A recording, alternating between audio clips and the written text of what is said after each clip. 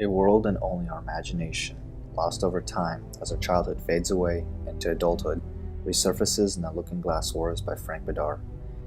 When we all thought Alice was just a young curious girl who follows a white rabbit into its rabbit hole. And that is where we have it all wrong. Young Alice Liddell does not fall down a rabbit hole, but is actually a young princess heir to the throne of Wonderland, soon to be Queen Alice Hart.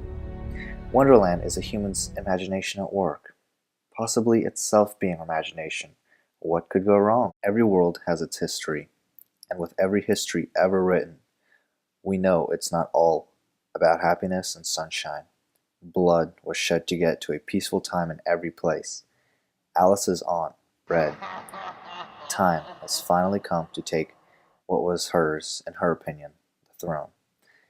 Launching an all-out attack planned for a very long time, Red kills Alice's parents and seizes the throne with one small problem. Alice is still alive. Fleeing from Red and her card soldiers and the cat assassin, Alice plunges into the pool of tears with a personal bodyguard, the Hatter.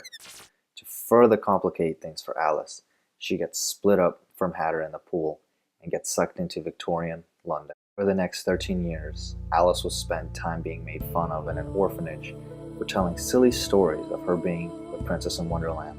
She'll meet an author who writes a book about her violent and misunfortunate life back in Wonderland, but to twist her words and never be spoken to again. She will conform to this world's new rules and be part of society as a human, not an heir to the throne.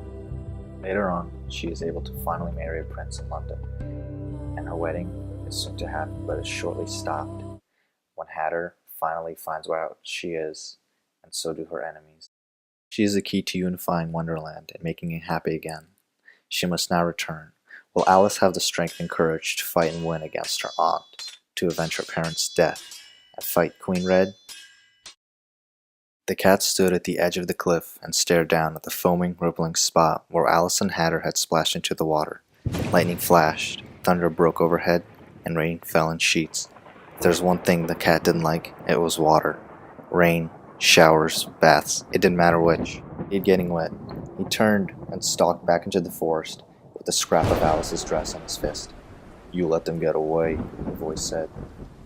Jump into the book to see if Princess Alice becomes Queen Alice of Wonderland.